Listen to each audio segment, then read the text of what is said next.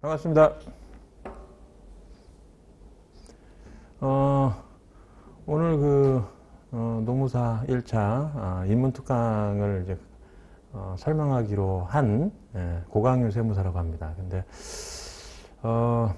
사실 오늘 뭐를 특강으로 할까 고민을 좀 하다가 사실 작년도하고 같은 레파토리로 좀 해볼까 해가지고 내용을 좀 구성을 했는데, 유인물을 따로 받으신 건 없으시죠 지금? 근데 우리 사실 요즘에 좀 꼭 노무사 시험만이 아니라 다른 시험도 그렇지만 조금 이 시험 환경이 좀 많이 바뀐 부분이 좀 있어요. 특히 시험이 경쟁이 치열해질수록 문제 난이도가 좀 올라가는 그런 특성을 좀 가지고 있습니다. 그래서 이제 노무사 시험도 약간 이제 그런 추세예요. 그래서 지원자가 더 늘어났기 때문에 요즘 또 사회적인 흐름도 있고 그런 것들 때문에 전문직에 대한 선호도가 더 올라간 부분도 있으니까 1차 시험의 지원자가 과거보다 많이 늘어났고, 그래서 조금 전에도 우리 저기 관세사가 아니라 노동법 강의하는 우리 교수님하고 잠깐 얘기를 했는데, 그분 옛날에 공부할 때하고는 또 요즘에 좀 많이 분위기가 바뀌었다는 얘기를 하더라고요. 그래서 다른 말로 하면 이 1차 시험의 문제가 그전에 이제 25문제 정도 출제되다가 지금 40문제로 늘어났잖아요. 그죠? 그럼 이제 변별력을 높이기 위한 하나의 과정이라고 볼 수 있습니다. 근데 이제 올해는 사실은 뭐 1차가 좀 변별력 조절이 좀 안 돼서 그런지 합격자가 좀 많이 나오긴 했는데, 사실 2차 시험에 너무 많은 합격자가 나오면 사실 또 2차 시험을 채점이라든지 또 선발하는, 그러니까 그 중에서 이제 합격자를 선발하는 게 쉽진 않아요. 저도 과거에 또 시험을 봤었고, 이제 그런 시험에서 1차 시험의 이제 난이도가 어떻게 조절되느냐에 따라서 또 2차 시험에서의 난이도도 또 결정이 되기 때문에 그런 부분까지 요즘에 이제 많이 반영을 해서 이 노무사 시험도 이제 좀 변화되는 것 같습니다. 그래서 제가 오늘 좀 구성한 내용은 뭐냐면, 사실 혼자 공부할 수 있는 부분도 많잖아요. 저도 옛날에 공부할 때 웬만하면 좀 학원비를 아껴보려고 웬만하면 이제 책 위주로 해서 보고 동영상이라든지 이런 것들을 해서 혼자 할 수 있는 것들은 최대한 혼자 하려고 노력을 했었는데, 저는 이제 강사 입장에서 이제 여러분들한테 어필을 해야 되는 거니까 어떤 부분이 좀 도움이 될까 하다가 생각을 해보니까 회계하고 재무관리를 제일 어려워해요, 경영학 쪽에서. 결국 다른 부분은 혼자서 어느 정도 커버가 되는 부분이긴 합니다. 어느 정도 전공을 하신 분들이라면. 근데 뭐 전혀 전공을 하지 않은 분들이라면 좀 당연히 어려워하겠죠. 근데 재무관리하고 회계 쪽에, 특히 올해 시험에서 경영학 쪽에 꽈락자가 생각보다 많이 나왔어요. 왜냐, 재무관리하고 회계 문제가 전체 비중에서 조금 더 나왔어요. 작년이나 재작년, 옛날에는 문제수가 달랐으니까 비교 대상이 좀 아니긴 하겠지만 어쨌든 비율로 따졌을 때 조금 더 나왔었고, 그러다 보니까 제가 아는 주변에 있는 사람들 중에서도 이번에 노무사 1차 시험 봐가지고 떨어진 분들이 있어요. 경영학이 꽈락이 나와가지고. 근데 이제 제가 오늘 그 특강 구성을 하면서 재무관리나 회계를 하는 이유는 결국 이제 여러분들이 어려워하는 부분, 가려운 부분을 좀 긁어주자는 의미도 있고요. 결국 제 강의를 통해 가지고 경영학으로 발목을 잡히면 안 되잖아요. 그죠? 이제 그런 부분을 좀 해소하겠다는 측면도 있고, 그리고 또 경영학이 좋은 점 하나가 꼭 내 강의가 아니더라도 어디서 노무사 준비를 한다라고 했을 때 내가 이제 과목 선택을 하잖아요. 경영학이라는 과목을 선택하는 게 훨씬 효율적이긴 합니다. 왜냐하면 2차와 연결되는 과목들이 많이 있기 때문에. 자, 그래서 그런 부분을 좀 고려를 해서 경영학을 선택을 하시면 분명히 도움이 될 거라고 봅니다. 자, 내용을 한번 오늘 특강 관련해서 좀 설명을 좀 드리면, 우선은 1차 시험에서 이제 경영학이 각 파트별로 어떤 내용들로 좀 구성되어 있는지 한번 간단히 볼게요. 우선은 이제 경영학 원론이라고 해서 경영학의 가장 기본적인 내용들을 설명하는 부분이 따로 있고, 그리고 인적자원관리론 같은 경우에 또 2차하고 연결이 되죠. 그리고 조직행동론, 이것도 2차 과목하고 연결이 돼 있는 겁니다. 어느 정도. 그리고 경영전략, 마케팅관리론, 그 다음에 생산운영관리, 그 다음에 경영정보 시스템 MIS라고 보통 얘기하죠. 그리고 이제 재무관리, 회계. 재무관리하고 회계 때문에 보통 많이 어려워합니다. 그래서 오늘 이제 특강 내용들은 재무관리하고 회계 쪽 관련된 내용으로 좀 구성을 했어요. 좀 이따 보면은 좀 난이도가 있는 내용들을 좀 구성을 했기 때문에 어려울 수는 있지만, 오늘 사실 이제 특강이니까 첫 술에 배부를 수는 없죠. 그래서 이제 그런 부분을 좀 염두에 두시고 어느 정도 이제 이해를 하시면 되겠습니다. 자, 그러면 조직 분야하고 이제 인사 조직 분야를 하나로 묶고요. 보통 이게 2차하고 관련된 부분이라고 생각하시면 돼요. 재무회계는 사실은 1차에서 끝나는 거긴 하지만 생각보다 비중이 높기 때문에 그냥 무시할 수는 없습니다. 왜냐면 개인이 경영학 때문에 평균저수를 깔아먹고 평락을 하거나 꽈락을 하면 안 되니까. 그래서 어느 정도 신경을 써야 될 부분이긴 합니다. 운영관리 쪽은 그렇게 난이도가 어렵진 않아요. 그리고 마케팅 쪽도 그렇고, 그리고 경영 일반 쪽 같은 경우도 어렵지 않은 내용들이기 때문에 어느 정도만 좀 신경 쓴다면 충분히 원하는 점수를 얻을 수 있다고 봅니다. 자, 그리고 다음 내용 한번 간단히 보면 이게 최근 10년간 기출된 문제들이에요. 보시는 것처럼 이제는 인사조직 쪽이 가장 비중이 높아요. 과거부터 제일 많은 문제가 출제가 되어 왔습니다. 근데 이제 여기 지금 색깔 구분이 되어 있지만 23년도까지는 25문제가 출제가 됐었어요. 25문제가. 그리고 이제 작년, 올해 이렇게 해서 총 이제 40문제가 출제가 되고 있죠. 그래서 전체적으로 인사조직 쪽은 2차하고도 연결되어 있는데 가장 문제 비중이 높고요. 근데 이제 올해 같은 경우는 좀 특이하게 인사조직 분야보다 이제 재무회계 쪽이 좀 더 출제가 돼서 좀 더 경영학 쪽에서 어렵다고 느낀 분들이 좀 많았어요. 자, 뭐 내년에 똑같다고 볼 수는 없죠. 근데 어쨌든 인사조직하고 재무회계 쪽이 전체 문제에서 차지하는 비중이 꽤 높다는 거. 그리고 이제 순서대로 넣어놨죠. 마케팅, 그 다음에 생산운영관리, 경영전략적으로 해서 문제 구성이 되어 있습니다. 근데 이번에도 좀 특이한 거는 마케팅하고 운영관리가 상대적으로 좀 적게 나왔어요. 마케팅은 비슷하게 나왔는데 운영관리가 적게 나오고 경영전략 관련된 문제들이 좀 더 많이 나왔다는 거. 그러니까 이런 것들은 그때마다 약간씩 변동이 있을 거긴 합니다. 내년에도. 예. 인사조직하고 재무회계 쪽이 비중이 제일 높긴 한데 이것도 약간 서로 간에 역전될 수가 있고요. 그 다음에 경영전략하고 그 다음에 운영관리 쪽도 이게 꼭 어디가 많이 나온다기보다 이렇게 지금처럼 이렇게 뒷바뀔 수도 있습니다. 비중이. 그래서 그걸 좀 염두에 두셔야 되는데 그래도 어떻든 인사조직하고 재무회계 쪽 비중은 제일 높게 나올 거라고 봅니다. 앞으로도. 그리고 이 재무회계 쪽 같은 경우에 계산 문제가 6문제 나왔어요. 이번에. 6문제라면 적은 문제는 아니죠. 그래서 난이도가 높다라고 생각하시는 분들이 꽤 있을 겁니다. 그 앞으로도 출제 비율은 비슷하게 갈 거예요. 그래서 이제 인사조직이 한 31% 정도 비중, 10에서 11문제 정도. 그리고 재무회계 쪽이 한 9문제에서 10문제. 그 정도 비중으로 나오지 않을까 싶습니다. 마케팅이 5문제에서 한 7문항 정도. 생산운영관리가 또 똑같이 5문제, 7문제. 경영전략. 그래서 이 세 부분은, 이 세 개 파트 쪽은 다 비슷하게 이렇게 균일하게 나오지 않을까 예상을 해요. 자, 그러면 이제 경영학 수험 준비 전략하고 학습 방법에 대해서 한번 간단히 내용을 한번 보죠. 우선은 인사조직 분야는 2차 시험하고도 연계되는 부분이니까 특히 좀 신경을 쓰셔야 돼. 좀 공부하실 때 좀 더 세심하게 하시고, 어차피 이제 우리가 1차 공부만 하지 않고 2차도 하면 병행 어느 정도 하실 텐데, 그러면 교재 선택을 잘 하셔서 1차 과목과 2차, 이 경영학의 요 파트하고 2차 과목을 좀 연계시켜서 하신다면 훨씬 더 효율적이겠죠. 그래서 이제 그런 부분을 좀 염두에 두시면 될 것 같습니다. 재무회계 같은 경우는 이제는 우리 경영학에서 이제 공부하시는 사람 입장에서는 요게 이제 발목을 잡는 그런 파트라고 보시면 됩니다. 그래서 내용도 사실은 만만치 않아요. 사실 회계학과 학생들이 공부하는 4년치를 하는데 단 문제 수준이 아주 높진 않아요. 그렇지만 이제 회계를 전혀 전공 안 한 사람이 보기에는 어떻든 뭐 그죠 똑같죠. 그래서 어렵게 느껴지는 부분 중에 하나이기 때문에 이 부분은 어느 정도 염두에 두고 공부를 하셔야 되고, 특히 2차에 안 나오기 때문에 공부를 할 때 나름대로 요령을 잘 파악을 해서 공부를 해야 돼요. 그래서 만약에 계산 문제를 포기하겠다라면 계산 문제를 포기하고 시험에 잘 나오는 이론 문제 위주로 가야 되는데, 하나 예를 들면 회계학 같은 경우에는 계정 과목 문제라는 게 있어. 이제 우리가 회계 분계를 할 때 차변 대변에서 이렇게 거래 사실들을 기록을 하는 게 있거든요. 그때 이제 계정 과목 문제가 잘 나와요. 그러니까 그렇게 잘 나오는 부분들을 잘 캐치를 해서 그런 것들을 좀 포인트를 잡아서 공부를 해야 된다는 거예요.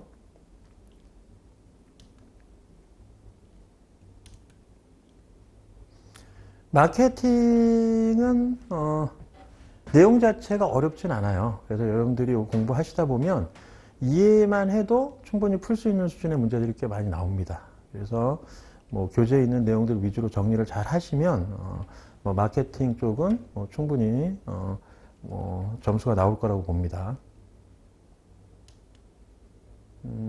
생산운영 관리는 마케팅에 비해서는 조금 난이도가 있어요. 근데 왜 난이도가 있냐면 생산운영 관리는 사실 제조기업을 기반으로 만들어진 부분이기 때문에 일반적인 인문학 쪽을 전공하신 사람들은 그런 쪽을 잘 몰라요.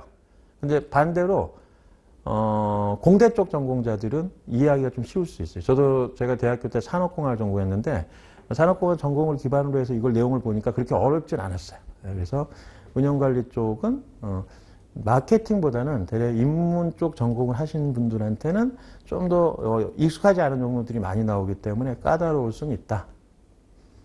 그리고 운영관리와 같이 덧붙여서 이제 MIS 쪽이 있는데 경영정보 시스템 얘기하는 거죠. MIS가. 요거는 사실 요즘에 이번에는 사실 출제될 문제가 없었고요. 뭐 많아봤자 한 두 문제 정도 선에서 뭐 세 문제 나올 때도 있었지만 한 문제, 두 문제 정도가 나올 겁니다. 앞으로도 아마 그렇게 나올 가능성이 높고요. MIS 쪽은. MIS는 어떻게 보면 컴퓨터 상식 수준, 그러니까 컴퓨터 시사 상식이라고 해서 우리가 컴퓨터 활용 능력, 요즘 애들이 시험 보는 것 중에 컴퓨터 활용 능력 시험이라는 시험이 있어요. 그러니까 그런 시험 정도의 수준에서 나올 만한 내용들로 나온다라고 보시면 되겠습니다. 뭐 간단히 예를 들면은 뭐 클라우드가 뭔지, 그다음에 정보 보안에 대한 개념, 뭐 이런 것들이 나올 수 있어요. 어떤 문제도 나온 적이 있었냐면 과거지만 아마 기출문제 보신 분들도 있겠는데 USB를 물어보는 문제가 나왔어요. USB. 예. 그래서 USB의 이니셜을 물어봤는데 그 B가 뭐냐? USB의 B자가 뭘 의미하느냐? 그러면 그게 버스의 약자예요. 버스. 예? 버스. 그래서 버스가 통로라는 의미의, 그러니까 우리가 타는 버스가 아니라 정보가 교환하는 통로를 의미하는 버스라는 게 있거든요. 그래서 이제 그런 의미를 물어보는 문제도 나왔다. 이건 했던 건데 왜 저로 했지? 자, 그 다음에 이제는 하나가 빠졌어요. 어디 있지?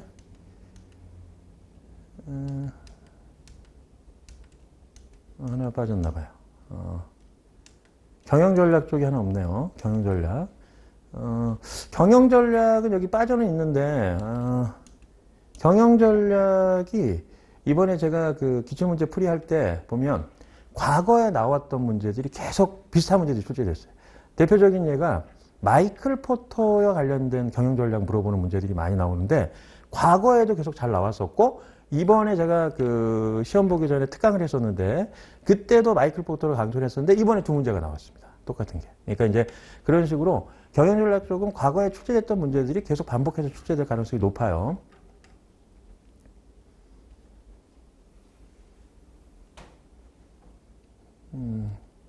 그리고 여기 또 내용이 있네. 그러니까 경영 일반에 관련된 문제들은 우리가 이제 경영학의 전반적인 역사를 다루면서 다루는 내용들이거든요. 그래서 이제 요 내용들도 문제 스타일이나 방법, 그러니까 출제되는 방식이 크게 변화되지는 않을 거예요. 그래서 항상 기출 문제들을 잘 정리를 하시면 충분히 점수가 잘 나올 거라고 봅니다. 특별하게 응용할 만한 게 없어. 네. 자, 그러면 이제 학습 방법 관련해서 좀 얘기를 좀 드려보면, 저도 요 얘기를 좀 해드리면, 제가 30 후반에 공부를 시작했어요. 저도 저는 이제 노무사 공부는 아니지만 어쨌든 제가 이제는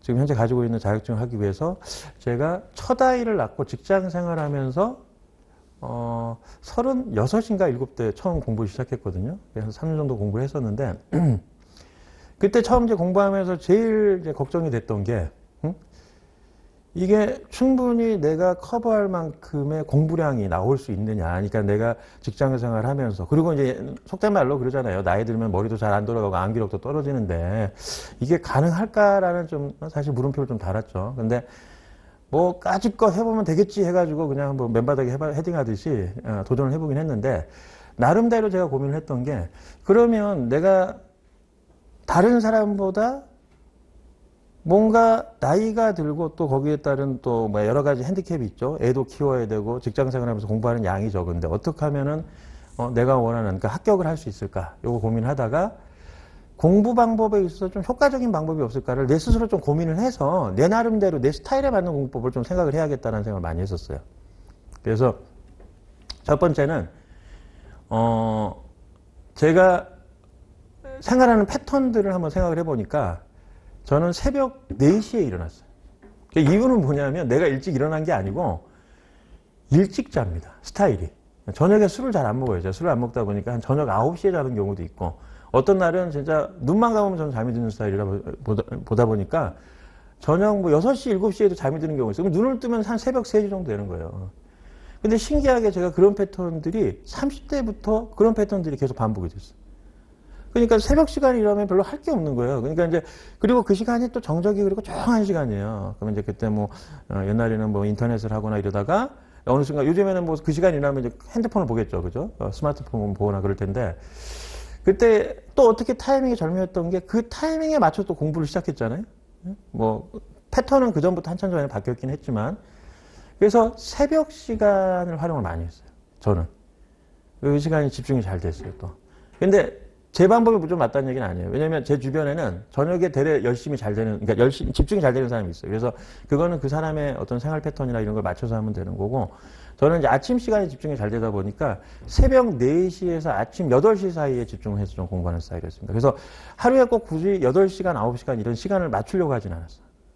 그러니까 이제 보통 처음 공부를 시작하는 사람들은 뭐 이제 주변에서 듣는 얘기라든지 아니면 뭐 이제 수험 관련된 가이드 같은 거 나오면 하루에 공부하는 양에서 뭐 8시간에서 최소 12시간 해야 된다 뭐 이런 식으로 얘기를 하잖아요.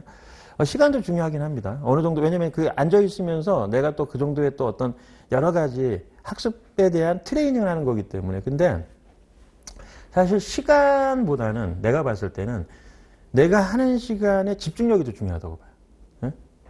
예? 12시간 앉아있어도 12시간 동안 딴 생각하고 있으면 의미가 없는 거예요. 그래서 실제로 내가 공부하는 시간에 얼마나 집중하느냐가 3시간 공부할 양을 2시간에 집중해서 할 수 있는 거거든요. 근데 사람이, 저도 공부를 해봐서 알지만 여러 가지 고민이 많아요. 공부하면서도 자꾸 딴 생각도 들어가게 돼 있고, 내가 이걸 했을 때 나중에 장래에 실제로 이제 내가 또 먹고 살 수 있느냐 이런 걱정도 하기도 하고, 그러니까 자꾸 다른 생각을 하게 된단 말이에요. 그러니까 이제 공부에 대한 집중력이 제일 먼저 중요하고, 시간보다는 내가 어느 시간에 집중해서 할 수 있는지를 스스로 파악해야 된다는 거예요. 스스로 파악해야 된다. 그리고 예습과 복습 내용이 나오는데요. 약간 기본적인 거예요, 이거는. 어렸을 때부터 맨날 듣는 얘기죠. 그죠? 고리타분한 얘기인데, 제가 딱 해보니까, 예습은 별로 중요하잖아요. 왜냐면 요즘에는 또 이렇게 여러 선생들이 강의하는 내용도 많고 하니까 우선 그 내용을 듣는 게 훨씬 공부하는 데 효과적이에요. 왜냐면 내가 모르는 걸 처음부터 하나씩 보기에는 시간이 많이 뺏길 수밖에 없어요. 그러니까 차라리 내가 시간을 활용할 수 없다면 예습을 하지 말고 복습을 철저히 해야 돼. 들었던 내용들을 복습을 하면 뭐가 효과적이냐면 내가 들을 때 100% 이해했다고 생각했던 내용들이 막상 혼자 앉아서 정리하다 보면 막히는 데가 있어. 그게 내가 정확히 이해 못한 부분. 그게 내가 약한 부분이야. 그러니까 그걸 스스로 파악할 수가 있어요. 그래서 그런 부분들, 약한 부분들을 내가 다시 정리할 수 있는 기회가 돼. 그래서 복습이 중요한 겁니다. 그리고 시간이 훨씬 덜 들어가. 내가 투자하는 시간이. 그리고 한 번 더 정리하기 때문에 더 오랫동안 기억에 남아. 그래서 복습을 확실하게 하는 게 제일 중요합니다. 예습보단. 그리고 오답 노트 만들기라는 게 있어. 이건 솔직히 제가 중고등학교 학교 다닐 때만 해도 오답 노트 작성해 본 적이 없어요. 되레 나이 들어서 이 방법이 맨날 선생님들이 그런 얘기 하는데 이유가 있더라는 걸 나중에 하면서 알았어. 이게 왜 도움이 되냐면 우리 공부하다 보면 공부를 잘 못하는 사람의 스타일이 뭐냐면 이만한 두꺼운 책들 사놓고 하나부터 내용 그 안에다 포스트잇 넣으면서 그 내용을 다 정리하고 있어. 그럼 나중에 시험 때가 되면 또 그 내용을 또 하나부터 열까지 다 보고 있어. 진짜 비효율적인 겁니다. 못 봐 또. 그래서 공부 못하는 사람 스타일이 뭐야? 두꺼운 책 갖다 놓고 앞에만 시꺼매. 뒤에는 그냥 하얀단 말이에요. 왜냐면 거기까지 볼 엄두가 안 나는 거야. 시간도 없고. 그럼 어떻게 해야 되느냐? 내용을 요약하라는 의미예요. 이 오답 노트 만들기하고 요점 정리는 스스로 내용을 시험이 가까울수록 스스로 정리해 가야 된다는 거야. 양을 줄여야 돼. 그런 부분에서 이 오답 노트하고 요점 정리가 중요하다는 거예요. 이게 공부의 효율성을 높이는 데 효과적입니다. 저는 어떻게 했냐면 오답 노트도 따로 안 만들었어. 제 방법이 맞다는 거 아니에요. 항상 말하지만. 저는 어떻게 했냐면 기본 교재하고 문제지가 있으면요. 문제에서 문제를 풀고 틀리면 그 위에다 날짜를 적었어. 틀린 것 문제들은. 그리고 맞았더라도 내가 확실히 알지 못하고 찍어서 맞은 것 같은 거는 날짜를 적어놔. 그러면 그건 틀린 것들이야. 그럼 언제 풀었고 그게 왜 틀렸는지를 표시한 다음에 밑에 그 밑에 있는 해설이 부족하다고 하면 그 해설을 보충해 줄 만한 기본 교재라든지 그쪽 페이지를 적어놔요. 나중에 참조한다고. 그리고 기본 페이지에다가 똑같이 몇 번째 무슨 문제지에 뭐 몇 번 문제를 나중에 풀어볼 거지 이렇게 표시를 다 해놓습니다. 양쪽으로 이렇게 크로스 체크가 되도록. 그리고 나서 시간이 어느 정도 지난 다음에 또 풀어봐요. 그럼 내가 만약에 제대로 이해했다면 수월하게 풀겠죠. 근데 또 틀리는 경우도 있어요. 그럼 날짜를 또 적습니다. 위에다가. 그런 식으로 해서 나중에 이제 틀린 문제들만 풀다 보면 당연히 나는 이제 맞춘 문제들은 확실하게 내가 다 소화했다는 전제하에 이렇게 얘기를 하는 거예요. 그러면 이제 나머지 문제들을 계속 풀면서 그 문제의 양이 줄어들어. 그러니까 내가 이제 이해 못하는 부분이 줄어들고요. 그럼 나는 이제 어디다가 옮겨 적고 이런 사람들이 그런 사람들 나름대로 효과적인 방법일 수 있어. 왜냐면 적으면서 자기가 정리하니까. 근데 나는 그런 것들이 좀 싫어하는 기질을 갖고 있어. 그러니까 뭔가를 어디다 옮겨 적고 오는 걸 되게 귀찮아하는 스타일이라 그래서 그냥 문제집하고 기본 교재를 가지고 정리를 하는 식으로 해서 두 개의 교재를 활용을 했었고요. 만약에 확실하게 이해를 했으면 위에다가 이제 X 표시를 합니다. 날짜 위에다가. 그래서 내가 이제 더 풀어야 되는지 안 풀어야 되는지 체크를 해놓는 거예요. 내 나름대로. 자, 그렇게 하다 보면 오답 노트가 나름대로 요점 요니까지도 같이 나오는 커버가 돼요. 응? 근데 만약에 나는 오답 노트만 해가지고는 안 되겠다. 그러면 또 그 내용을 따로 정리하겠다라는 사람이 있으면 그건 요점 요니를 따로 만드는 게 더 좋아. 그거는 자기 학습 방법의 어떤 스타일이 다르기 때문에 하여튼 요 두 가지를 잘 활용을 하는 게 중요하다는 거예요. 그래야지 내용이 정리가 좀 됩니다. 그리고 이미지 트레이닝이라고 써놓은 거는 뭐 특별한 의미는 없고요. 보통 우리가 공부할 때 보면 그냥 앞자만 따가지고 이제 선생님들이 얘기해 주거나 그래서 그냥 무작정 막 그냥 의미 두지 않고 외우는 경우 있어요. 아니 당연히 중고등학교 때도 그런 식으로 해서 효과를 보는 경우가 있죠. 근데 나이가 들고 들수록 꼭 젊은 사람이 아니더라도 어쨌든 내 나름대로 공부 방법 중에 무조건 암기하는 것보다는 이미지 트레이닝이라는 건 의미를 부여해서 공부하라는 얘기예요. 의미를.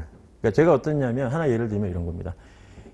제가 2차 시험을 준비하는데 세법학이라는 과목을 이제 1부, 2부가 있었어요. 세법학 1부, 2부가 한 타임당, 그러니까 한 과목당 뭐 여러 가지 세법들이 들어가 있어. 뭐 소득세법, 뭐 조세특례제한법, 뭐 국세기본법 이런 것들이 법률이 들어가 있단 말이에요. 뭐 여기서 이제 2차 할 때 노동법 들어가면 노동법 안에서도 세세하게 나눠지고 여러 가지 법률이 들어가는 것처럼. 그럼 이제 그거를 사실 법전을 보면 내용이 어마어마하잖아요. 근데 이제 그걸 가지고 뭔가 정리한다는 게 생각보다 쉽지 않아요. 그래서 저는 어떻게 했냐면 가상의 인물 하나 만들었어. 홍길동이라는 친구가 하나 있으면 홍길동이라는 친구가 어떤 특정 사건들이 일어났을 때 그때 이걸 어떻게 푸느냐. 그러면 이제 그걸 내가 배운 법률에 의해서 이제 어떤 사건 하나 만들어 가지고 일종의 스토리를 만드는 거예요. 기억에 담기 위해서.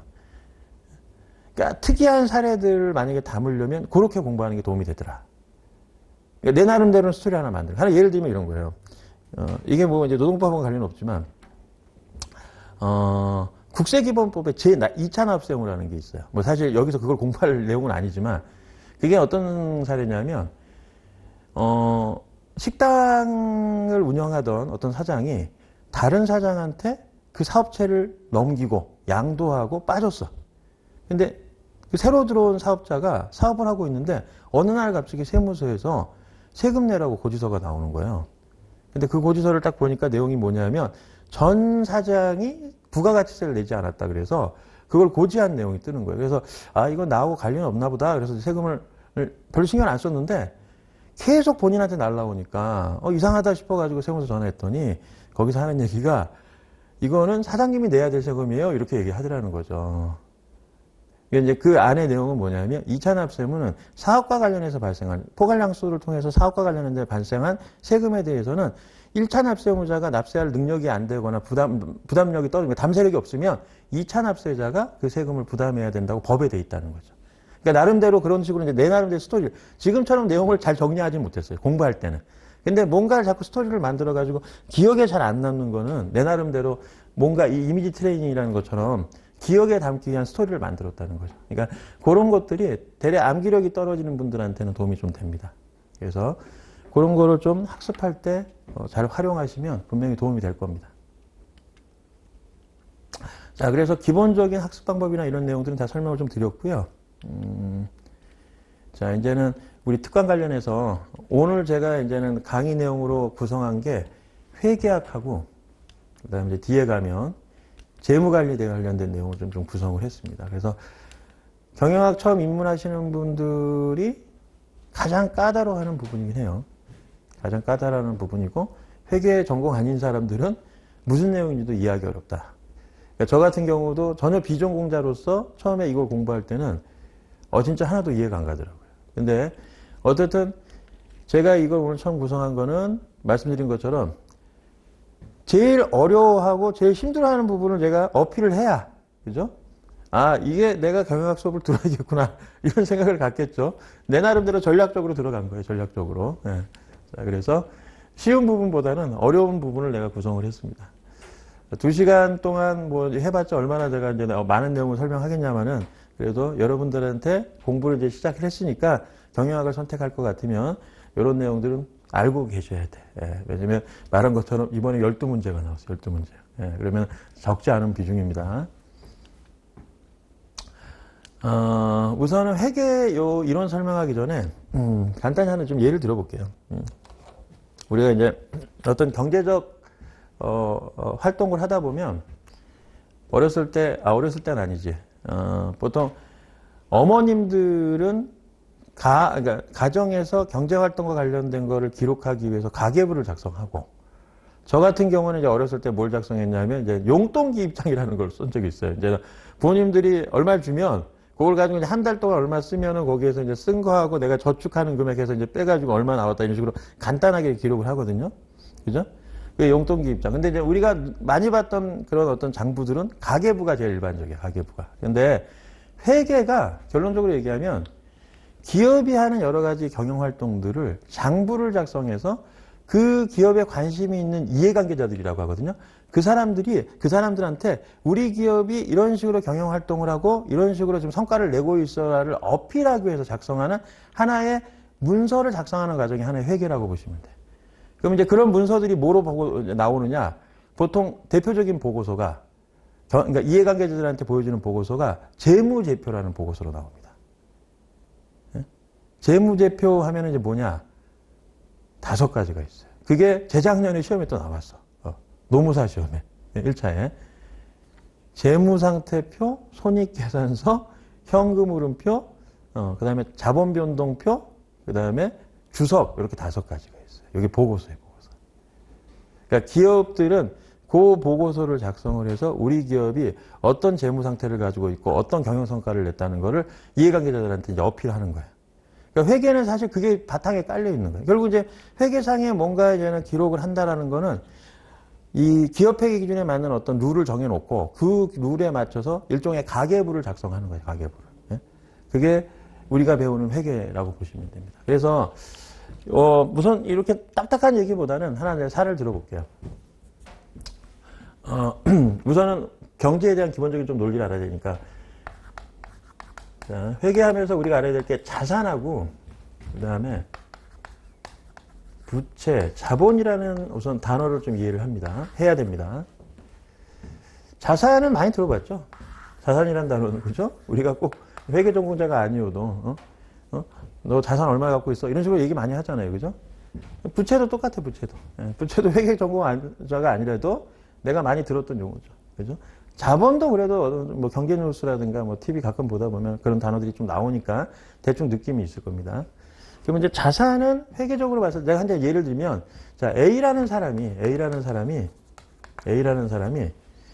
한 10년 정도 직장 생활을 했어요. 10년 정도 직장 생활을 해가지고 한 1억 정도를 모아놨어.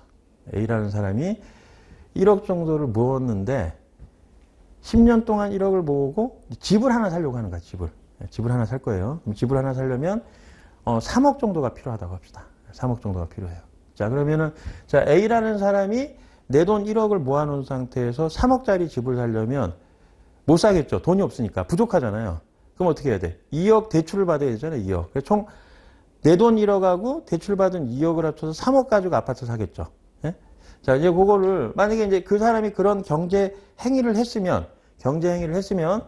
자신의 명의로 아파트가 하나 생길 거예요. 아파트가. 그죠? 3억짜리 아파트가 생깁니다. 그죠? 3억짜리 아파트가 생겨요. 그러면 이제 3억짜리 아파트는, 이 사람 거야. 응? 이 사람 거야. 근데 이 아파트가 그냥 생긴 게 아니고, 그 이유를 좀 적어줘야 돼. 아파트 3억짜리는 알고 보니까 내 돈 1억 하고, 그리고 은행에서 대출받은 2억을 통해서 아파트를 사게 된 거잖아요. 그죠? 그걸 이런 식으로 이제 기록을 하는 거지. 회계장부에다 우리가 기록할 때는 이렇게 기록해요. 한번 써보면, 건물 3억, 이런 식으로 씁니다. 왼쪽에 기록하는 걸 우리가 차변이라고 하거든요. 그리고 이제 대변에다가, 차입금.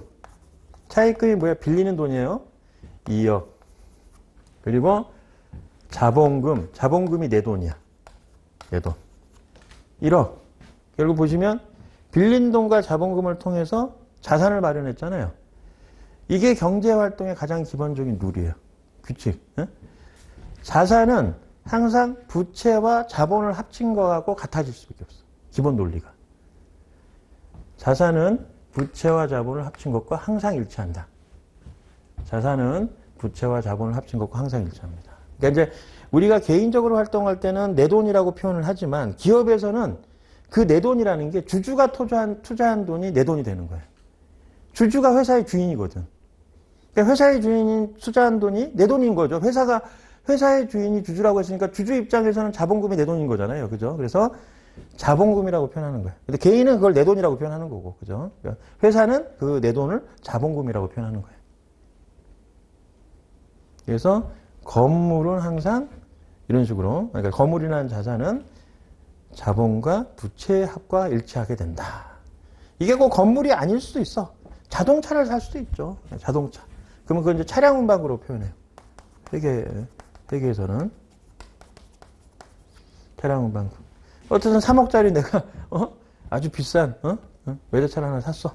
근데 그때도 내 돈 1억 하고 은행에서 대출 2억 받아서 살 수 있잖아요. 그죠? 기본적인 논리는 똑같다. 이런 구조로 가는 겁니다. 자, 그래서 우리가 시험에 잘 나오는 게 뭐냐면 요런 게 잘 나와. 요걸 개정 과목이라고 해요. 개정 과목. 개정 과목들이 은근히 시험에 잘 나와요. 네? 그래서 지금 뭐 첫술에 다 배울 수는 없지만 앞으로 이제 그런 부분들을 정리 잘하면 다 맞출 수가 있습니다. 그래서 좀 더 여러분들 그 일상적인 거하고 연결시켜서 좀 설명해 볼게요. 네. 일상적인 거하고 일상적인 게 뭐냐? 한번 내가 사례를 하나 들게요. 자, 사례가 뭐냐? 커피 전문점을 한번 제가 오픈한다고 할게요. 커피 전문점을 오픈한다고 하고 커피 전문점을 운영하면서 발생하는 여러 가지 경제 활동들을 내가 옆에다가 조금 전에 차변 대변이라고 쓴 게 하나의 이걸 장부에 기록하는 방식이거든요. 그런 것들을 내가 한번 사례를 들어서 한번 적어볼게요. 아마 지금 다 이해는 안 되겠지만 대충 이제 여러분들이 흐름을 좀 알라는 거예요. 일단 해봅시다. 자, 커피 전문점을 내가 이제 오픈해요. 커피 전문점을 오픈하려면 이제 진짜 여기 계신 분들이 만약에 내가 사업을 한다 그러면 고민을 해보겠죠. 먼저 처음 고민해야 될 게 뭐냐면, 야, 시드머니 얼마나 필요할까? 이거 고민 먼저 하겠죠. 그죠? 예. 종잣돈. 자, 그래서 창업에 필요한 돈, 창업 자금이 한 3억 정도 든다고 합시다. 창업 자금 3억. 자, 근데 창업 자금 3억이 들어가는데 실제로 내가 갖고 있는 내 돈은 1억밖에 없어. 그러면 사업하면서 당연히 어때요? 대출 받죠? 받겠죠, 그죠? 그래서 나머지는 대출이야, 대출. 자, 한번 가정을 하는 거예요. 자, 그리고 자, 그러면 이제 실제로 사업을 하기 위해서 자금은 이제 준비가 됐다고 하면 이제 고민해야 될 부분 중에 하나가 뭐냐면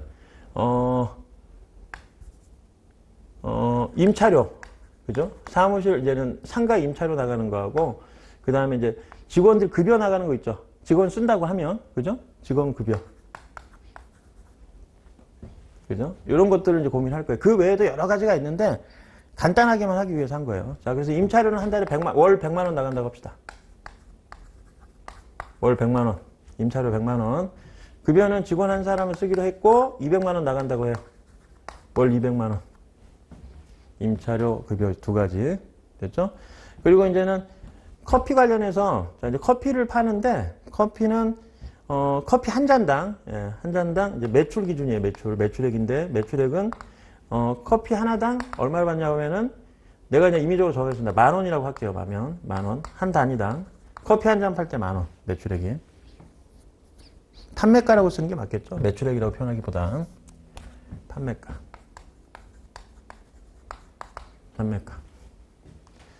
그리고 원가도 있어, 원가. 원가는 뭐냐면, 내가 요 10,000원짜리 팔려면은 내가 사오는 금액이 있을 거 아니에요? 사오는 금액. 그죠? 사오는 금액은 5,000원이라고 합시다. 한 단위당. 한 단위당 5,000원. 그래서 여기까지 가지고 이제 요걸 가지고 한번 이 커피 전문점을 운영하는 사업자가 사업을 어떻게 운영하는지를 한번 이제 회계학적으로 우리가 이제 회계 장부를 작성하는 방식대로 한번 해볼게요. 자, 그러면 처음에 자, 1월 1일 날 이제 창업을 했어요. 1월 1일 날 창업을 했어요. 그러면은 우선 사업자 통장에 3억이 딱 들어가 있어야 돼. 그 돈 가지고 이제 돈을 써야 되니까. 그죠? 자, 사업자 통장. 자, 사업자 통장에 돈이 있어야 되죠. 자, 사업자 통장. 그럼 사업자 통장에 이제 현금이 준비되어 있어야 되는데, 그걸 이제 차변에 현금이라고 말하고, 3억 원이라고 이제 딱 기록을 해줘요. 그리고 대변에는, 그게 보니까 다 내 돈이 아니라, 은행에서 빌린 돈, 차입금, 2억하고, 그리고 내 돈은 자본금이라고 표현한다고 그랬으니까, 자본금 1억을 가지고 사업을 하는 거예요. 됐죠? 그러니까 이렇게 표시를 하면, 자, 그러면, 왜 선생님 굳이 이렇게 표시하는 이유가 뭡니까? 자, 이게 이제는 우리가 말하는 재무회계에서 장부에 기록하는 방식이죠. 근데 회계 공부를 한 사람들이라면 이 어떤 이제 이해관계자가 이 기업의 이 장부를 보면 굳이 회계 담당자가 나한테 얘기하지 않아도 요 내용만 보고 어떤 사실이 있었는지 쉽게 이해할 수가 있어. 왜? 자, 자산이 차변에 있으니까 자산이 들어온 거거든요, 이건. 그럼 3억이란 돈이 이 회사에 지금 돈이 들어온 거야. 꽂힌 거야. 근데 보니까 그 이유가 이 3억 중에 1억은 이 사람이 회사에 그냥 자본금으로 들어간 돈이고 원래 자기 돈이고 2억은 빌렸구만. 이 복식북이라 그래서 양쪽에 2번 기록하는 게 원인과 결과를 기록하는 그런 역할을 해줘요. 그러니까 그 돈이 왜 들어왔는지까지 이유를 설명해 줄 수 있는 거지. 3억이란 돈이 보니까 빌린 돈과 내 돈이라는 걸 쉽게 이해할 수 있죠. 그게 복식북이 갖고 있는 장점이에요. 그러니까 기업에서 이루어지는 모든 거래 사실들을 이해관계자가 보고 쉽게 이해할 수 있어. 그죠? 말 그대로 장부를 보고 이해할 수가 있어요. 그래서 이런 방식대로 기록을 한 겁니다. 자, 그러면 그 다음날 어떤 일이 있었냐? 자, 1월 2일자에 사무실 계약을 합니다. 사무실 계약을 하고 커피 머신을 하나 사왔어. 자, 하나 뺐네. 커피 머신, 커피 만드는 기계가 하나 있어야 되겠죠? 예, 그래서 커피 머신, 커피 머신 하나 살게요. 자, 커피 머신이 5천만 원 합시다. 5천만 원. 너무 비싼가? 5천만 원 해요. 자, 5천만 원. 자, 커피 머신을 5천만 원 주고 사야 돼. 자, 커피 머신을 5천만 원 주고 삽니다.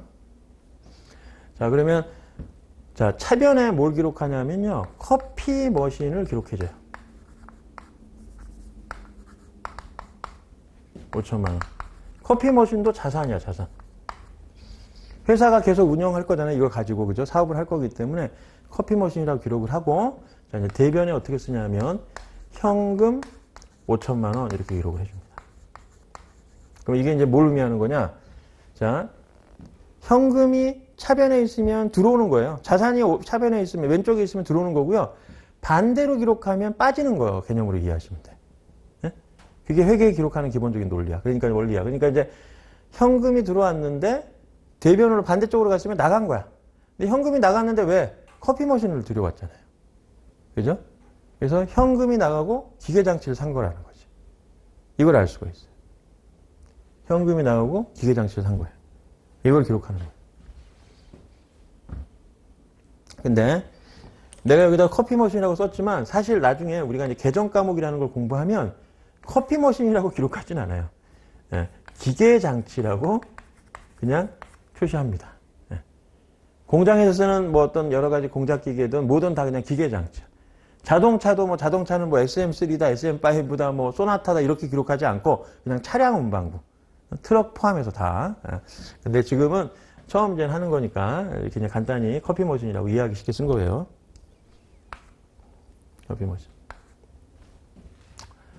자, 그리고 나서 1월 4일자에 이 커피의 원두를 사와야 돼. 커피 원두. 팔아야 되잖아요. 장사를 시작해야 되죠. 사무실 계약도 했겠다. 기계도 샀겠다. 그래서 날짜는 내가 임의적으로 정하는 거니까 별로 중요하진 않아요. 자, 이제 원두를 사. 자, 얼마나치 사느냐? 자, 500만 원어치 사왔다고 해요. 500만 원어치. 아, 왜 앞에다 아무것도 안 썼구나. 자, 앞에다가 자, 원두를 사왔어. 원두. 자, 원두는 재고자산이라고 해요. 자, 500만 원어치. 자, 그러면 똑같이 현금이 나가겠죠? 그냥 500만 원이라고 쓰는 게 낫겠다. 이것도 좀 5천만 원을 썼으니까요. 공간이 좁으니까. 500만 원, 500만 원.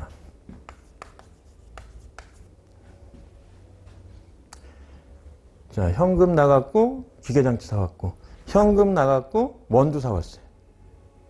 여기 표시된 것들, 이거 다 자산이에요. 현금도 자산이었고, 커피 머신도 자산입니다. 원두도 자산이야.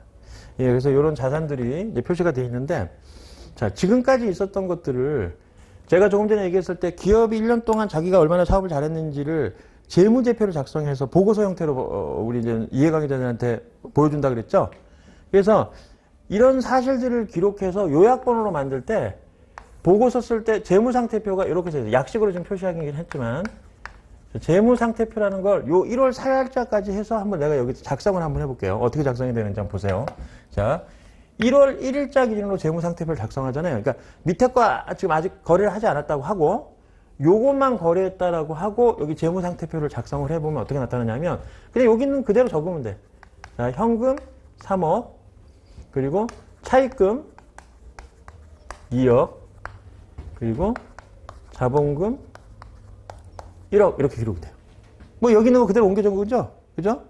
자, 그런데 1월 2일자가 되면 1월 2일자까지 같이 반영해서 재무상태표를 작성하잖아요. 만약 1월 2일 기준으로 작성을 한다고 하면 그럼 어떻게 나타나냐? 자, 여기가 바뀝니다. 현금이 3억이었었는데 1월 2일자 기준에는 현금 5천만 원이 빠졌죠? 그죠? 1월 2일 기준에서는 현금 1억 3억에서 5천만 원이 빠졌으니까 현금이 얼마가 있냐면 2.5억이 있어요. 2.5. 5천만 원 빠졌으니까. 그죠? 그 대신 커피 머신이라는 자산이 따로 들어가 있잖아요. 그죠? 그래서 현금 2억 5천하고 커피 머신 0.5억 원 이렇게 기록이 돼요. 1월 2일 기준으로 했을 때. 그러면 1월 2일 기준의 재무상태표를 딱 보면 우리가 뭘 할 수 있냐면 봐요. 1월 2일 기준으로 재무상태표를 만약에 우리가 이제 본다고 하면 이 회사의 상황을 지금 현재 재무상태를 알 수가 있는데 차입금 2억 원하고 빌린 돈하고 그다음에 회사가 투자한 주주가 투자한 돈 1억 그래서 총 3억이 있는데 그 3억에 대한 자산은 보니까 요게 현금으로 2억 5천 지금 통장에 꽂혀 있고 커피 머신 자산을 5천만 원 주고 샀구나라는 걸 알 수가 있는 거예요.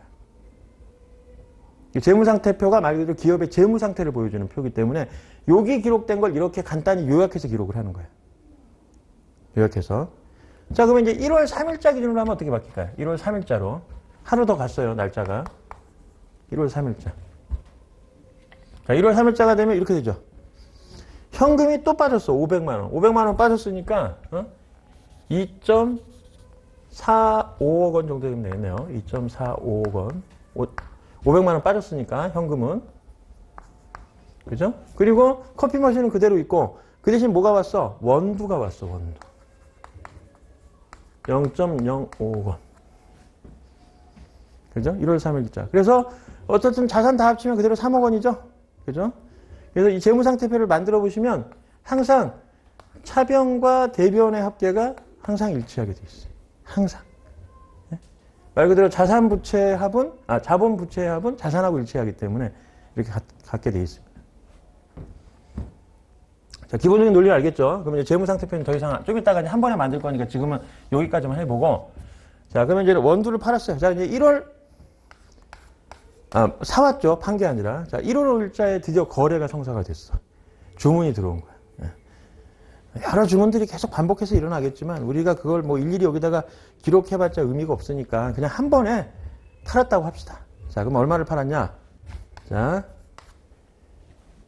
지금 원두를 500만 원어치 사왔으면 판매가 기준에서는 얼마예요? 2배를 받죠?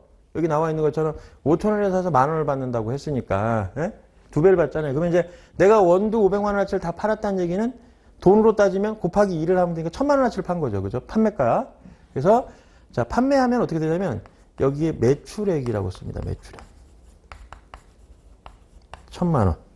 네? 금액은 이게 이제 2배라고 가정을 하고 그냥 얘기를 한 거예요. 이거는. 당연히 사온 것보다 비싸게 팔 테니까. 자, 매출액 1000만 원 하고 여기가 뭐가 생겨요? 현금이 들어오겠죠. 1000만 원. 1000만 원. 이렇게.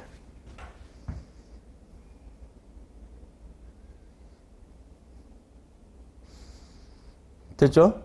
자, 요 매출액이 수익이에요. 수익을 의미해요. 수익. 자, 우선 수익을 나타내는 거예요. 자, 그리고 한 번 더 할게요. 자, 뭘 써야 되냐면, 자, 돈이 들어왔지만, 자, 매출, 이걸 팔아서 돈이 들어와서 1000만 원이 됐지만, 이 원두는 장부에서 제거를 해줘야 돼. 왜? 나갔잖아. 물리적으로 밖으로 나갔죠? 손님들한테 다 팔았으니까, 그죠? 그래서 원두가 제거돼야 돼. 그럼 어떻게 돼야 돼요? 여기 대변 하나 더 써야 돼요.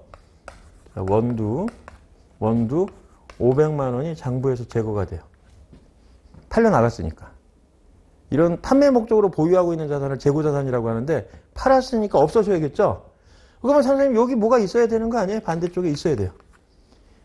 원두가 팔려 나가면서 비용 처리를 해줘야 돼. 원가니까. 원가.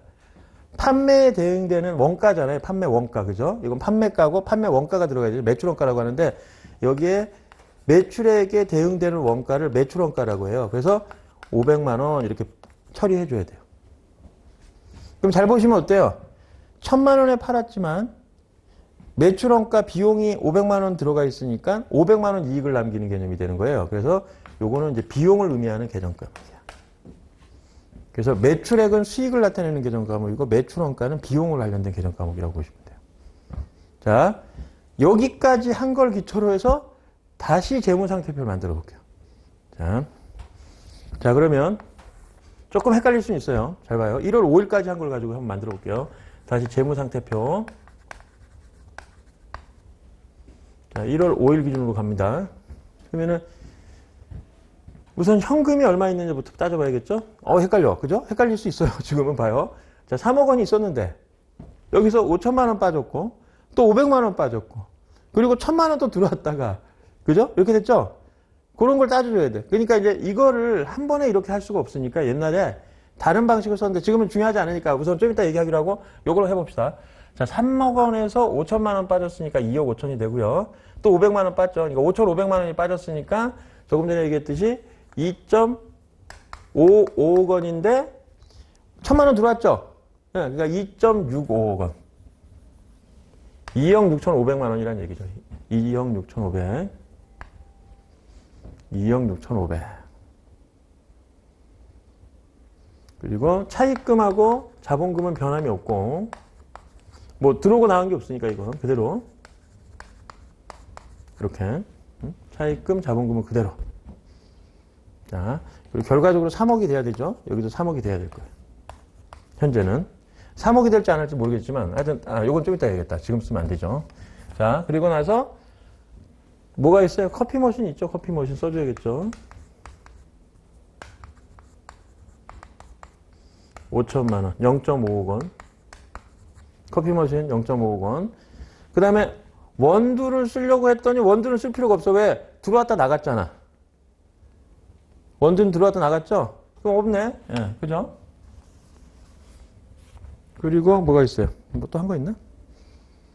5천, 커피 머신 0.5억 원. 됐네요. 이게 다네. 네, 그럼 끝이에요. 자, 여기까지 쓰고 매출액하고 매출원가는 여기 기록을 안 해. 이거는 손익계산서에 기록하는 항목이에요. 매출액, 수익과 비용은 손익계산서. 그래서 재무상태표는 자산부채 자본만 표시하기 때문에 자, 이렇게 썼어요. 그러면 이제 끝인데 잘 보세요. 이제 잘 보세요. 자, 여기 한번 맞춤을 해보니까 현금이 2억 6,500만 원 있고 커피 머신이 5천만 원이잖아요. 합쳐서 계산하니까 얼마가 나오냐면 3.15억이 돼요. 맞나요? 3.15억이 맞나? 5천에다가 이게 5,500이구나. 5.5억 원이에요. 그래서 3.05억 원이 되네. 그러니까 3억 500만 원. 3.05억. 3.05억. 3,500만 원. 이렇게 돼요. 그럼 선생님 얘기하는 걸로 하면 여기가 3억인데 이거 금액이 안 맞는데 이렇게 되죠? 예? 안 맞잖아요. 그죠? 자, 이유가 뭐냐? 자, 이제 설명을 할게요. 손익계산서 이제 반영을 해봅시다.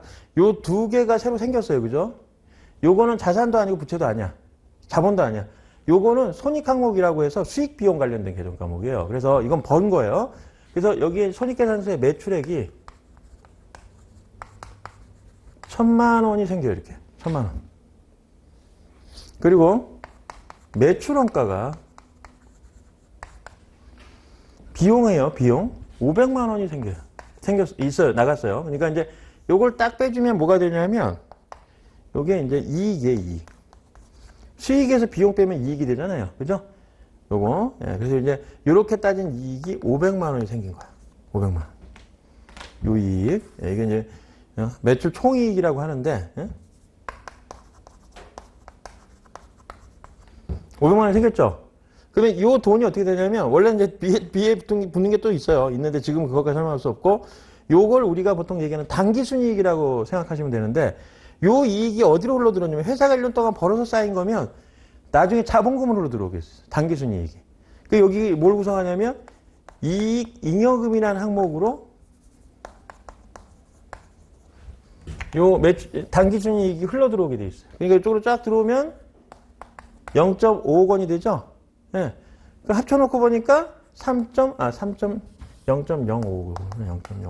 그러니까 3.05억 원이 똑같이 돼서 정확히 일치하잖아요. 그죠? 그러니까 이런 논리로 흘러가는 거예요. 그러니까 회계의 장부를 작성하고 재무제표를 작성하는 기본 논리는 요거의 반복이에요. 자산부채 자본의 변화를 기록을 하고 수익비용의 변화를 기록을 해서 그걸 자산부채 자본의 변화는 여기다 기록하고 수익비용의 변화는 여기다 기록해서 수익비용에서 나온 이익을 이익잉여금으로 돌려놓으면 항상 일치하게 돼 있어요. 이게 기본 패턴이에요. 그래서 이 패턴이 계속 반복되는 거예요. 근데 이제 자산의 종류가 대단히 다양하게 많고 그걸 이제 각각의 계정 과목별로 만들어가지고 자산 관련된 계정 과목 하면 차량 관련된 건 차량 운반구, 예? 아니면은 뭐 건물은 말 그대로 건물, 뭐 토지는 토지, 예? 뭐 여러 가지 자산 계정들을 만들어놨어. 뭐 그다음에 나중에 이제 아시겠지만 주식 관련된 거는 뭐 매도 가능 증권 뭐 이런 식으로 이제 명칭이 부여가 된 게 있는데 여러 가지 자산. 그다음에 뭐 손익 관련된 매출액은 뭐 별로 없지만 계정 과목이 이 비용 관련된 계정 과목들은 또 많아요. 뭐 광고 선전비도 있고 뭐 급여도 있고 우리가 보통 말하는 급여라는 것도 계정 과목으로 들어갑니다. 뭐 그다음에 임차료 이게 이제 월세 나가는 거예요. 월세, 임차료. 응? 그다음에 뭐 감가상각비 이런 계정 과목도 있고 여러 가지 비용 계정들이 있어. 근데 이제 그런 계정 과목들을 우리가 알아야 되는 이유가 그게 시험에 나와요. 응? 계정 과목을 물어봐. 그래서 나중에 이제 그런 걸 정리하겠지만 지금은 이런 기본적인 논리로 이렇게 장부를 작성한 걸 가지고 재무제표를 작성해 가는 과정들이 이 회계에서 설명하고 있는 전반적인 내용의 핵심이라는 거죠. 응? 그래서 더 들어가 볼까요? 좀만 더 해봐요. 응? 이왕 한 거니까. 응? 그러면 또 맞아 떨어지는지 봐야죠. 그러니까 1월 5일까지 했으니까, 자, 이제 또 갑시다. 자, 이제 팔았죠? 그리고 이제 1월 31일 날 급여가 나간 거야. 직원 월급 200만원. 자, 그럼 이제 급여 나가는 것도 해보죠. 이것도 손익계정인데. 자, 급여. 이렇게 씁니다. 급여 200. 급여도 비용 계정이에요, 비용. 그죠? 그리고 이제 대변에 현금 나가겠죠? 돈 나갔을 때 200만 원만큼. 이거 나가죠? 네. 이렇게 해서 비용 처리가 돼요. 근데 이번에 시험에 나왔을 때 뭐가 나왔냐면 이거 이제 노무사 공부하시니까 알겠지만 아직은 모를 수도 있겠지만 월급 줄 때 급여가 200이라고 200 다 안 주죠? 회사에서. 왜? 4대 보험하고 세금 떼고 주거든. 그죠? 그래서 예를 들어 4대 보험하고 세금을 떼면 170만 원이 나갔다고 가정을 해봐요. 그러면 현금 170만 원 줬겠죠? 그죠?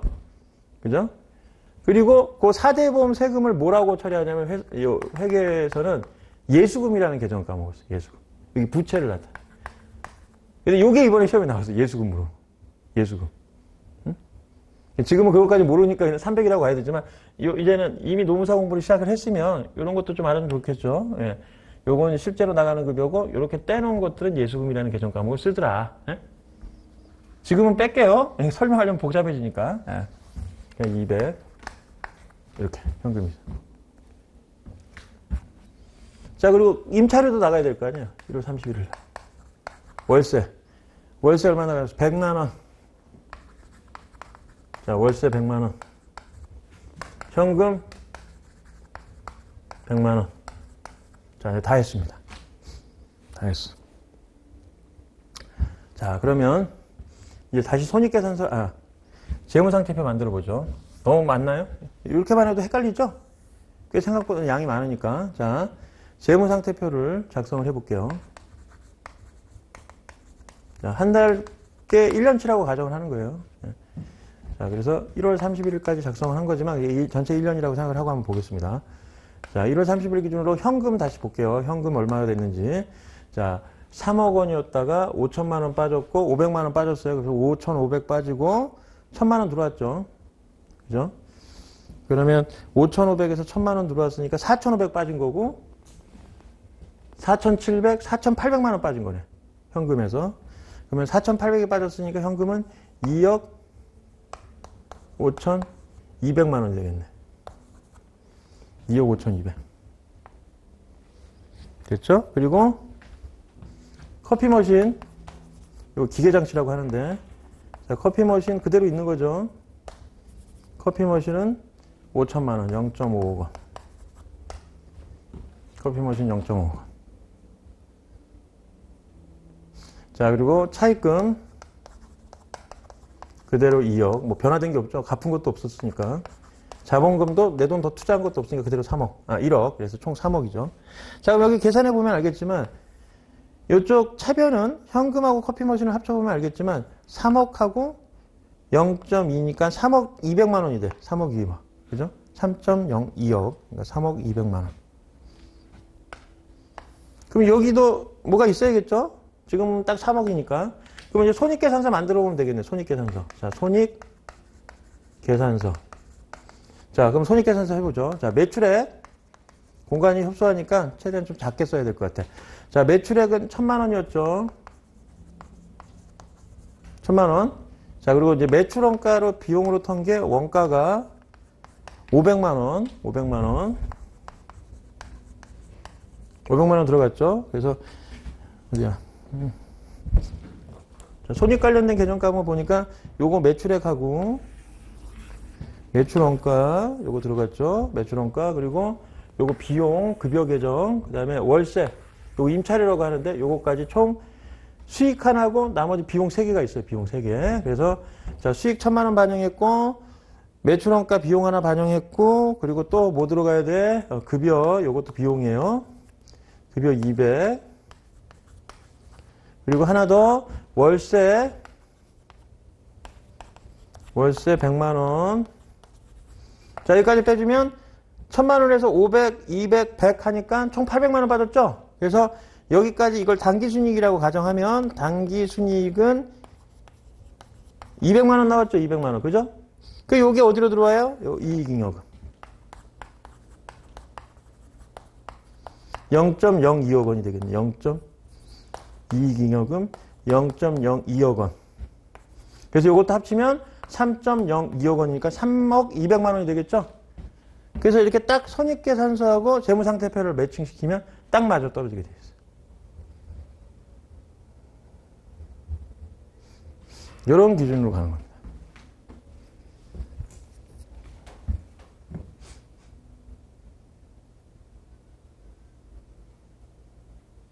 그런데 지금 보니까 이런 생각 안 들어요? 야, 지금 하나, 둘, 셋, 네 개, 한 5, 6개 정도 이렇게, 거래 사실을 기록하고 재무생투표하고 손익계산서 만드는데도 되게 헷갈리는데, 야, 기업에서는 하루에도 뭐 수만 건의 거래가 있을 텐데, 야, 이거를 이렇게 해가지고는 답이 없겠는데 이 생각이 들죠? 옛날에 근데 손으로 다 했어요. 지금 컴퓨터가 있으니까 하지 마. 그 옛날에 저도 한참 공부할 때 어떤 얘기를 들었었냐면, 저하고 같이 도서실에서 공부하던 분 중에 한 분이 옛날에 어떤 건설회사인가 거기 격리 부장으로 계셨다가 은퇴하시고 공부를 시작하신 분인데 그분 얘기로는 그분이 젊었을 때는 기업이 이제 12월 달에 결산을 하잖아요. 그러면 11월 달부터 여간 들어가서 거기 재무팀에 일하는 사람들이 한 달 동안 합숙을 한대요, 거기서. 그래서 그걸 일일이 장부를 다 이렇게 손으로 해가지고 이렇게 작성하면서 숫자 하나만 틀려도 큰일 나잖아요. 그죠? 그런 작업을 한 거예요. 자, 근데 내가 이제 얘기하려는 건 뭐냐면, 자, 조금 전에 재무상태표고 손익계산을 만들었는데, 여기 눈에 있는 걸 보고 바로 이렇게 적을 수는 없어, 솔직히 사람이. 실수를 하기 때문에. 그래서 옛날에는 컴퓨터가 없었을 때는 어떻게 했겠어요? 뭔가 오류를 줄이기 위한 여러 가지 방법들이 강구가 된 거야. 그래서 어떤 방법이 있냐면, 이렇게 해요. 봐요. 아, 현금이 들어오고 나는 것도 헷갈려. 이렇게 보니까, 그죠? 그래서 현금만 떼고 보는 거예요, 현금만. 이렇게 현금이라고 쓰고, 현금이라는 요 계정이 들어오고 나간 것만 보자. 다른 건 보지 말고 딱 현금만 보자. 어? 그러면 현금이라고 딱 쓰고, 여기서 현금이 들어오고 나간 것만 기록을 해볼게요. 그러면 현금이 들어온 건 여기 들어왔죠. 그죠? 들어온 건 여기고 나간 건 이쪽이니까. 3억 들어왔고, 나간 거 여기에 5천. 여기 보이니까. 그리고 또 500. 그리고 여기 1,000만 원 들어왔네. 1,000만 원. 1,000만 원. 그리고 200, 여기 지금 200, 100 나갔네. 그래서 200, 100. 이렇게 기록하면은 딱 현금만 들어오고 나간 거 기록하니까 딱 알아보기 편하죠. 예? 그래서 이렇게 하나의 계정 과목 가지고 이렇게 들어오고 나간 거를 정리한 요거를 총계정 원장이라 그래. 그 계정 과목에 대한 잔액을 확인하기 위해서 작성하는 거예요, 이게. 그래서 이렇게 딱 하면은 현금에 들어오고 나간 거 하니까 잔액을 쉽게 확인할 수 있죠. 요걸 가지고 조금 전에 재무상태표에다가 그 현금 계정에 요 잔액을 그대로 옮겨 적으면 훨씬 실수를 덜 할 거 아니에요. 눈대중으로 맞춰보는 것보다. 그죠? 그래서 이렇게 다 작성해요. 그래서 총계정 원장을 다 작성해요. 차입금은 차입금대로 작성하고 자본금은 자본금대로 작성하고 다 하나씩 만듭니다. 그리고 들어오고 나간 것들을 다 여기다 정리해. 그래서 그 잔액들만 가지고 다시 재무상태표나 손익계산서에 반영을 하는데 사람이다 보니까 나도 그렇지만 여기서 5라고 쓸 걸 실수해서 다시 6으로 쓸 수 있잖아요. 사람이니까 0 하나 빼먹을 수 있고. 그래서 총계정 원장으로 이렇게 작성한 걸 가지고 여기 이제 지울게요. 공간이 없어. 없으니까 지울 수밖에 없어요. 자, 총계정 원장에 이렇게 쫙 작성을 해놓겠죠. 여기 있는 항목들을 다 만들어서 이렇게 여러 개의 총계정 원장들을 다 만들어 놓는단 말이에요. 이렇게 만들어 놓고 재무상태표에 우선 옮겨 적기 전에 재무상태표하고 손익계산서에 반영하기 전에 시산표라는 걸 먼저 하나 작성해봐. 시산표라는 건 뭐냐면 중간에 이제 계정 과목을 딱 써요. 여기다가 계정 과목을 써요. 그래놓고 자 여기다 이제 계정 과목 현금, 차입금, 뭐 자본금 그리고 뭐 있었어요? 지금 커피 머신 이건 이제 기계장치인데 커피 머신도 있었고 뭐 원두도 있어. 원두는 들어왔다 나갔으니까 못 겠나. 그래도 원두 쓰고, 응? 또 뭐 있었어요? 응? 매출액도 있었고, 매출원가도 있었고, 각 계정 과목들이 있었잖아요, 그죠? 요걸 쭉 나열한 다음에 조금 전에 여기 계산했던 그 잔액이 있었죠? 잔액을 여기다가 이제 대차 금액 적고 잔액 적어주고, 대차 금액 적고 잔액 적어주고 이런 식으로 적어요. 네? 총계정 원장에 있는 걸 시산표에다 다시 옮겨 적어. 이유는 뭐냐면 이렇게 한 다음에 나중에 다 하고 나서 여기서 이제 합계를 내잖아요. 합계를 내서 두 개를 딱 비교했는데 금액이 틀어져. 그러면 총계정 원장 작성할 때 뭐 실수한 거야. 대차가 안 맞으면 뭔가 금액 하나 숫자 잘못 적은 거야. 그래서 시산표가 그런 역할을 해줘요. 오류를 검증하는 기능이 있어. 옛날에는 지금처럼 컴퓨터가 하는 경우에는 그런 오류가 발생할 가능성이 적지만 사람이 눈대중으로 숫자를 적다 보니까 바로 재무상태표를 옮겨 적다 보면 분명히 실수를 해요. 숫자가 어마어마하게 많고 하다 보니까 그 하나 틀리면 못 찾아. 그러니까 이렇게 총계정 원장 우선 작성해가지고 실수를 줄이려고 했고 그래도 잘못됐을 수 있으니까 여기 숫자 잘못된 걸 확인하기 위해서 시산표라는 걸 작성을 해서 시산표에 있는 것들을 다시 여기다 잔액, 대변, 차변 금액 적고 잔액 적은 다음에 나중에 합계를 했을 때 이게 일치하지 않으면 여기 뭔가 이유가 잘못된 게 있다는 걸 그렇게 판단을 했어요. 그러면 다시 여기서만 뒤지면 되니까. 그죠? 안 그러고 다 만들어놨는데 나중에 재무상태표 만들어놨는데 숫자가 안 맞아 떨어져. 그러면 그거 찾는데 엄두가 안 나겠죠. 지금처럼 몇 개 하는 게 아니라 어마어마할 거니까 양이. 그죠? 그런 것 때문에 나온 거예요. 이런 여러 가지 회계 처리 방식들이. 지금 컴퓨터가 하니까 그런 실수를 안 하겠죠. 그래서 지금 필요한 내용들을 설명을 다 했어요. 그래서 이런 내용들을 기반으로 해서 우리가 이제 회계적 장부를 작성을 하고 재무상태표나 재무적 보고서들을 만들어 가는 겁니다. 만들어가는 거예요. 그러니까 실무적으로 이제 이런 것들은 이제 한번 보고 하는 것과 안 보고 그냥 이론만 접하는 거는 좀 다가오는 게 다르니까 제가 한번 사례를 들어본 겁니다. 됐죠? 예, 그래서 잠깐만 쉬었다가 또 진행을 할게요. 예, 잠깐 쉴게요.